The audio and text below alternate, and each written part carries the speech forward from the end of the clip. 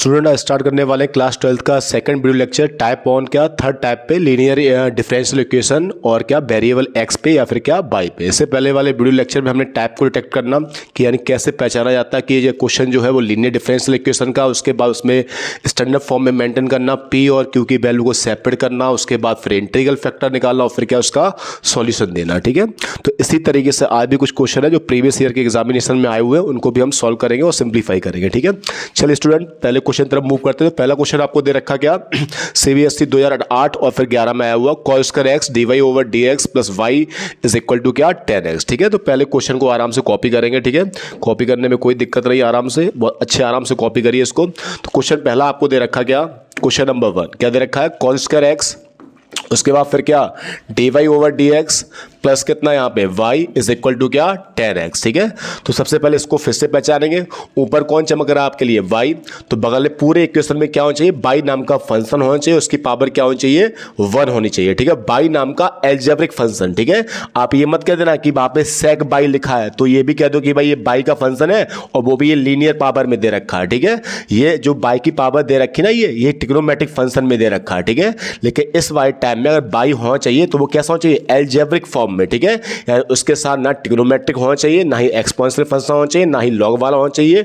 ठीक है, तो y जो होना चाहिए वो क्या होना चाहिए एल्जेब्रिक फॉर्म में। ठीक है, तो पूरे क्वेश्चन में हमने देखा तो यहां पर y बैठा हुआ बगल में ही। ठीक है, और इसकी पावर क्या है 12, तो इसका मतलब टाइप कौन सा हो गया हमारा लीनियर इन y वाला। अब इसको हम क्या करेंगे डिवाइडिंग बाई क्या cos स्क्वायर x, यहां पर भी डिवाइडिंग बाई क्या cos स्क्वायर x और यहां पर भी क्या डिवाइडिंग बाई क्या cos स्क्वायर x, यही तो करेंगे इसको। ठीक है, चलिए अब इसको आगे सॉल्व करते हैं। ठीक है, तो जब इसको हम आगे सॉल्व करेंगे तो इससे ही क्या हो गया यहां पर कैंसिल, यहां पे dy ओवर क्या dx बना।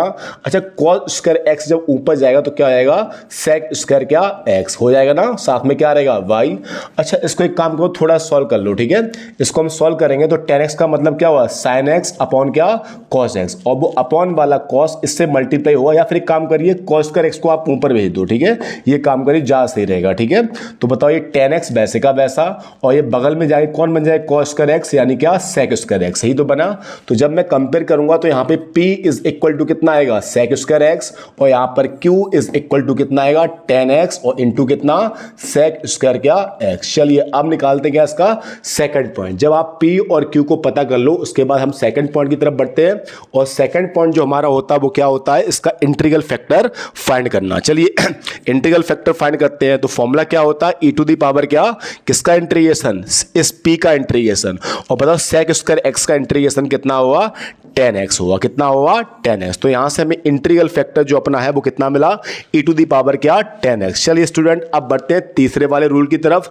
तीसरा रूल कहता है इसका सॉल्यूशन लगाना, और उसका फॉर्मूला होता है y इंटू क्या इंटीग्रल फैक्टर, उसके बाद होल इंटीग्रेशन, यहां पे q इंटू क्या इंटीग्रल फैक्टर, और फिर यहां पर किसके रिस्पेक्ट में इंटीग्रेशन x के रिस्पेक्ट में इंटीग्रेशन बाई वैसे का वैसा। हाँ बताओ integral factor e to the power क्या 10x, यही तो करोगे भाई। ठीक है, उसके बाद यहां पे बताओ इंटीग्रेशन q की वैल्यू इस बार क्या रखोगे आप 10x और इंटू क्या sec स्क्वायर x, यही तो रखोगे भाई 10x इंटू क्या sec स्क्वायर x। ठीक है, और उसके बाद बताओ भाई फिर यहां पर क्या, उसके बाद यहां पे इसका इंटीग्रल फैक्टर कितना आया e टू दी पावर क्या 10x, सही तो आया है। उसके बाद यहां पर क्या dx, सही तो आया। चलिए अब इसको फिर t मानते हैं। ठीक है, तो बताओ यहां पे अब आपको दिख रहा है ये एक्सपोनेंशियल फंक्शन है, ये ट्रिग्नोमेट्रिक है। ठीक है, तो इसका मतलब यहां पे अगर डेरिवेटिव दिख रहा हो तो डेरिवेटिव जरा देखो भाई किसका दिख रहा है 10x का। बताओ डेरिवेटिव कितना दिख रहा है sec स्क्वायर x। ठीक है, तो इसमें हम पहले क्या लगाएंगे डेरिवेटिव वाला रूल लगाएंगे, और इसमें हम 10x को क्या कंसीडर कर लेंगे t कंसीडर कर लेंगे। ठीक है, तो स्टूडेंट t मानने के बाद जरा हम जब देखेंगे इसको सॉल्व करेंगे तो देख रहा है ध्यान से। ठीक है,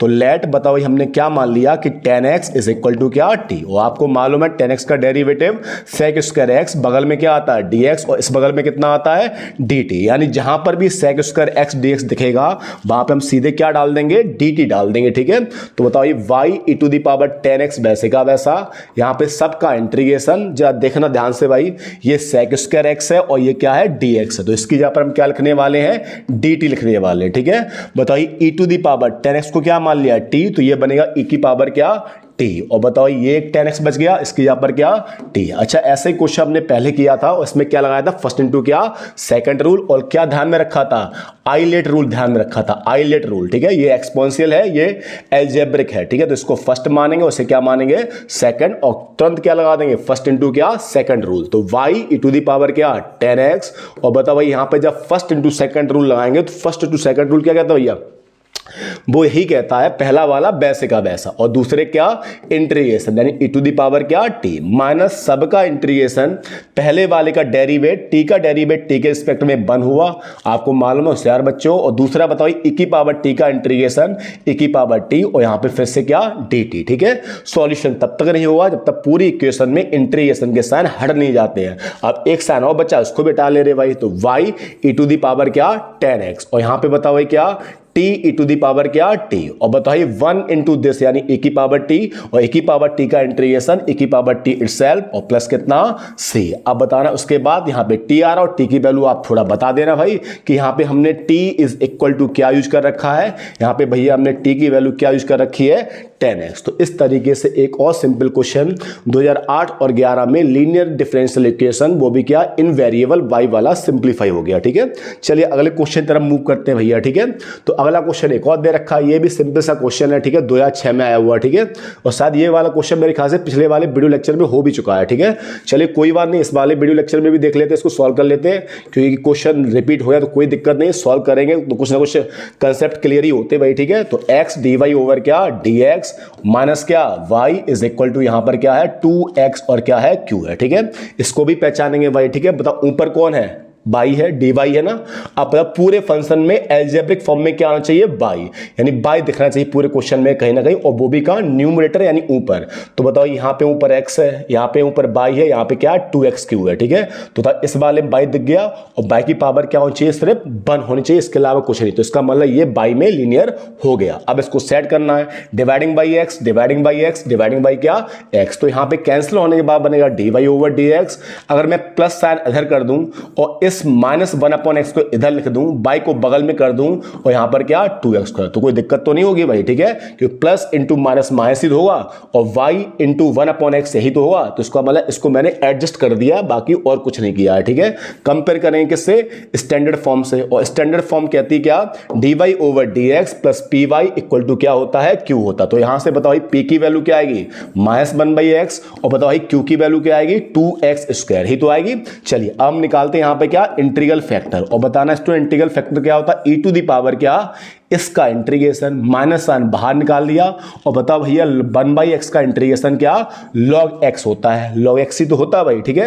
ये माइनस को मैं ट्रीट कर सकता हूं -1 जैसा, और आपको मालूम है log में आगे जो नंबर रखा होता है वो उसमें जो वेरिएबल है उसकी पावर में एडजस्ट हो सकता है, log में m की पावर n के तरीके से होता ना भाई। अगर ये पावर कहां से आगे, ये यहां पे अगर कोई पावर है तो पावर कहां निकल आती है log आगे, तो ये log की प्रॉपर्टी होती है, तो अगर आगे निकल आती तो पीछे भी जा सकती है। तो इसको मैं लिख सकता हूं क्या e to the power log, और यहां पर क्या पावर को मैंने पीछे भेज दिया, तो x की पावर क्या -1। स्टैंडर्ड रूल log का कहता है e से log क्या हो जाता है कैंसिल, और हमारे पास बचा क्या x की पावर -1, और x की पावर -1 का मतलब क्या होता है 1/x। तो इस तरीके से हमारा इंटीग्रल फैक्टर है वो कितना आ गया 1/x। अब सॉल्यूशन लगाएंगे, सॉल्यूशन का formula y into integral factor, उसके बाद होल इंटीग्रेशन q इंटू क्या इंटीग्रल फैक्टर, और यहां पर क्या dx। चलिए स्टूडेंट अब इसको और थोड़ा आगे सॉल्व करते हैं, ठीक है। इंटीग्रल फैक्टर निकाल लिया है, सॉल्यूशन का फॉर्मूला लगा दिया है।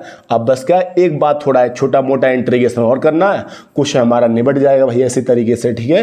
कुछ भी क्वेश्चनों में नहीं रखा है, सब कुछ बहुत सिंपल है, ठीक है। तो y into integral factor 1/x multiply बना दो भैया, यहाँ पे बताओ q की वैल्यू, q कितना था हमारा इस वाले क्वेश्चन में 2x² था, ठीक है, और इंटू कितना 1/x, इस x स्क्वायर क्या हो गया कैंसिल। चलिए y/x वैसे का वैसा, 2 बाहर निकल आया, किसका इंटीग्रेशन बचा ओनली x का, और यहां पर क्या dx का। अब आप बहुत समझदार होशियार प्रजाति के लोग हो और बता सकते हो कि x का इंटीग्रेशन क्या होता है x²/2 होता, 2 से 2 क्या कैंसिल, और बाद में क्या लगा देंगे प्लस c। इसका मतलब आंसर आ गया y/x इक्वल टू क्या x² और प्लस कितना c। ये हो गया स्टूडेंट अब क्या कंप्लीटली आंसर इस क्वेश्चन का, ठीक है। चलिए अगले क्वेश्चन की तरफ मूव करते हैं, ठीक है। अगला क्वेश्चन ये और दे रखा है, ठीक है, 2007 में आया हुआ, ठीक है। चलिए क्वेश्चन सॉल्व करते हैं। क्या दे रखा हमें question number third, d y over क्या d x plus 2 times of y equal to 6 e to the power क्या x, ये दे रखा है क्वेश्चन। ठीक है, चलिए इसको पहचानते पहले टाइप कौन सा। मैं हर क्वेश्चन में आपको बता रहा हूं टाइप कैसे पहचाना जाता है। इसके बाद भी अगर आपको टाइप पहचानना नहीं आता तो इसका मतलब आप टाइप पहचान ही नहीं पाओगे फिर भैया। ठीक है, हर क्वेश्चन में मैं आपको बता रहा हूं टाइप कैसे पहचाना जाता है। ठीक है, चलिए यहाँ पे ऊपर कौन है, बाई है, तो पूरे एंटायर इक्वेशन में क्या होना चाहिए, बाई नाम का फंक्शन होना चाहिए, वो भी एल्जेब्रिक फॉर्म में। ठीक है, और ऊपर बैठा होना चाहिए। तो देखो भाई यहाँ ऊपर कौन है, 1, यहाँ पर कौन है 6 e to the power x, by है नहीं, पर यहाँ पे कौन है, बाई है, और एल्जेब्रिक फॉर्म में पावर कितनी है, बम, इसका मतलब बनी बनाई फॉर्म है। ठीक है, और इसको हम सीधे क्या कर देंगे, कंपेयर, क्योंकि सिंगल तो ये पहले से सिंगल तो करना नहीं, इस बार d y over d x plus क्या p into y is equal to क्या q। तो जरा स्टूडेंट बताना है यहाँ पे p की वैल्यू क्या आएगी, 2 आएगी, और बताओ q की वैल्यू कितनी आएगी, यहाँ पे 6 e टू दी पावर क्या x। चलिए अब निकालते हैं इसका इंटीग्रल फैक्टर, और इंटीग्रल फैक्टर क्या होता है, e टू दी पावर क्या, इसका इंटीग्रेशन 2 क्या है, कांस्टेंट, कांस्टेंट का इंटीग्रेशन 2 और फिर साथ में क्या x, ये हो गया इसका इंटीग्रल क्या फैक्टर। चलिए अब लगाते हैं इसका क्या सॉल्यूशन, और आपको स्टूडेंट मालूम है इसका सॉल्यूशन क्या होता है, y इंटू क्या इंटीग्रल फैक्टर, उसके बाद होल इंटीग्रेशन q इंटू क्या इंटीग्रल फैक्टर, और यहां पर क्या dx, बाई वैसे का वैसा। बताओ इंटीग्रल फैक्टर यानी e टू दी पावर क्या 2x, होल इंटीग्रेशन बताओ q की जगह पर क्या 6 into e to the power क्या x, और बताओ उसके बाद फिर क्या यहां पे integral factor e to the power क्या 2x, और यहां पर क्या dx, यही तो होगा भैया। ठीक है, चलिए भाई ये 6 नंबर कहां निकल आएगा, बाहर निकल आएगा। और उसके बाद बताओ यहां पे एक प्रॉपर्टी लगेगी, जब बेस सेम होता है, जब बेस सेम होता है और मल्टीप्लाई में नंबर होते तो पावर क्या हो जाती है, ऐड हो जाती है। तो अब बेस सेम में मल्टीप्लाई में तो पावर 2x प्लस x यानी e की पावर कितना बन गया 3x, और यहां पर क्या dx। चलिए अब इसका इंटीग्रेशन कर देते हैं। ठीक है, और बताओ ये इंटीग्रेशन हुआ कैसे, e to the power x type से, बताओ e की पावर 3x का इंटीग्रेशन e की पावर क्या 3x, पर बताओ x की यहाँ पर क्या यूज किया है 3x, इसका डेरिवेट करेंगे और डेरिवेट कितना आएगा 3, और उससे क्या लगा देंगे डिवाइड, और बाद में फिर क्या लगा देंगे प्लस कितना c, इससे ये कितनी बार 2 बार। तो इसका मतलब फाइनली आंसर हमें क्या मिलेगा, मैं आंसर को यहाँ पे नोट कर रहा हूँ। ठीक है, तो सिंप्लीफाई करने के बाद वैसे वही आंसर है। ठीक है, तो आंसर मिलेगा by e to the power क्या 2x, यहाँ पर क्या twice the e to the power क्या 3x, और प्लस कितना c। This is the required general solution of the given linear differential equation. तो इतना सा टॉपिक है, इतना सा सिंपल से क्वेश्चन है, और आए हुए एग्जामों में क्वेश्चन है। ठीक है, चलिए अगले क्वेश्चन की तरफ बढ़ते हैं।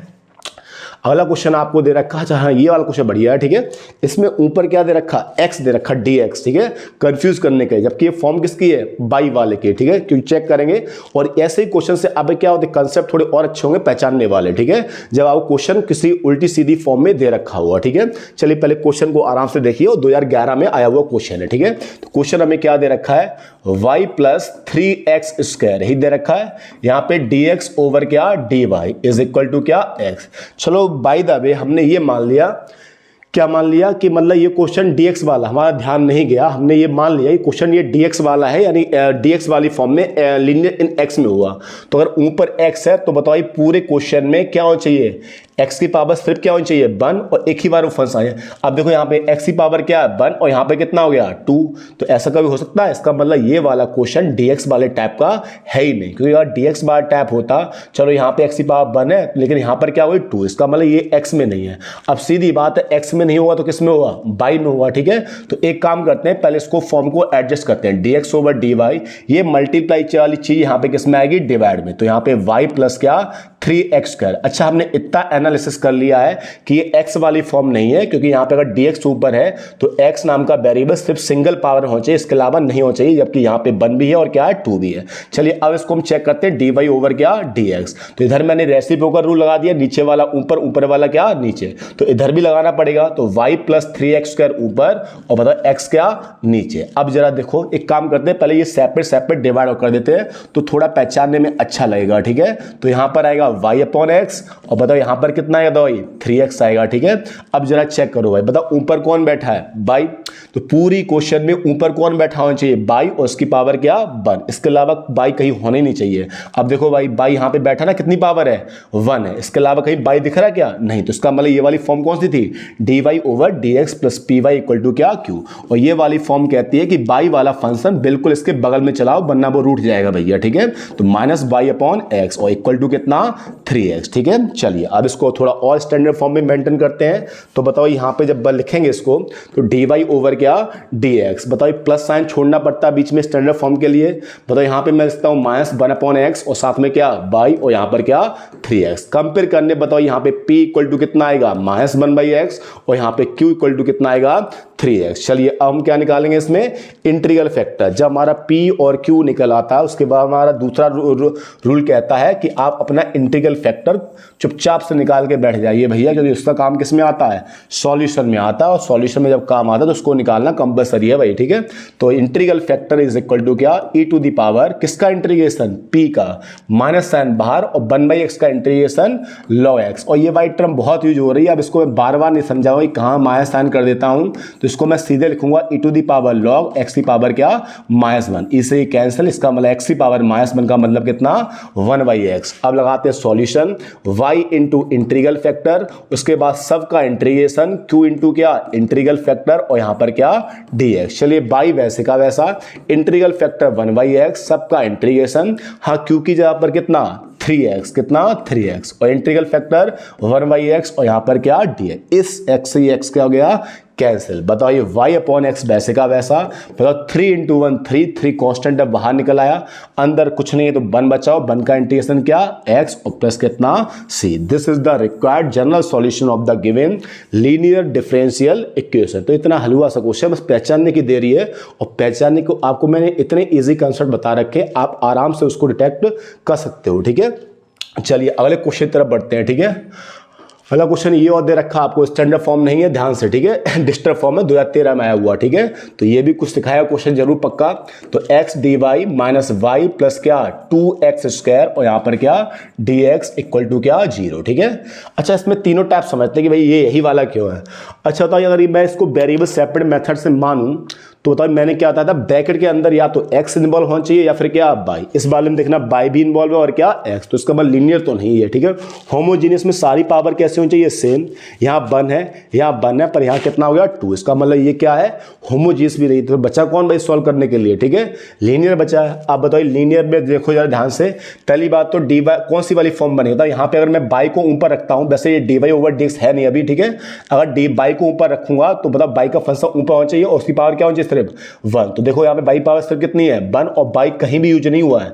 अगर मैं x का बनाता हूं तो इसमें यहाँ पे 1 है यहाँ पे कितना 2, इसका मतलब x का तो ये फंक्शन है ही नहीं, तो इसका मतलब कौन सी वाली फॉर्म है d y over d x. तो पहला काम क्या हुआ, हम d y over d x को एक साथ करेंगे, तो माइनस की टर्म को इधर भेजेंगे तो ये किसकी हो जाएगी दवाई, ये किसकी हो जाएगी दवाई प्लस की। उसके बाद मल्टीप्लाई का डी एक्स इधर किस में आएगा डिवाइड में, और बताओ इधर मल्टीप्लाई वाला x इधर किस में आएगा डिवाइड में, तो y plus 2x square upon कितना x। ठीक है ये रहेगा। उसके बाद सेपरेट डिवाइड करेंगे तो यहां पर क्या बनेगा y अपॉन एक्स, और बताओ यहां पर क्या बनेगा 2x ही बनेगा।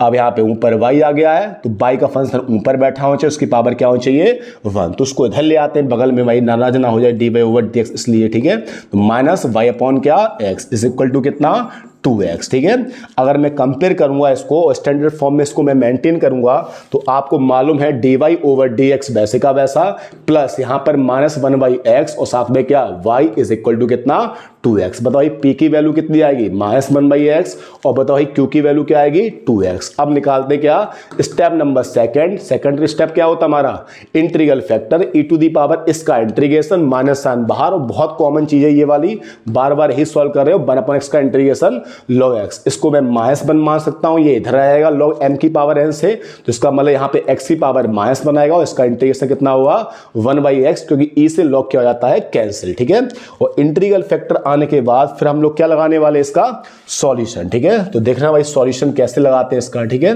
तो सॉल्यूशन का फॉर्मूला तो मेरे आई होप आपको बहुत अच्छे से याद हो चुका होगा, क्या होता है y इंटू इंटीग्रल फैक्टर, ठीक है, y इंटू इंटीग्रल फैक्टर, उसके बाद सब का इंटीग्रेशन, यहाँ पे q इंटू क्या इंटीग्रल फैक्टर, उसके बाद किसके रिस्पेक्ट में इंटीग्रेशन, x के रिस्पेक्ट में integration, by integral factor 1/x, यहाँ पे q की वैल्यू 2x ही तो था ना भाई q की वैल्यू, इसकी वैल्यू क्या 1/x और यहाँ पर क्या d, इससे ये क्या हो गया भैया कैंसिल, तो y/x 2 बताओ ये बाहर निकल आया, 1 बचेगा सिर्फ, 1 का इंटीग्रेशन x और प्लस कितना c। This is the required general solution of the given linear differential equation, ठीक है।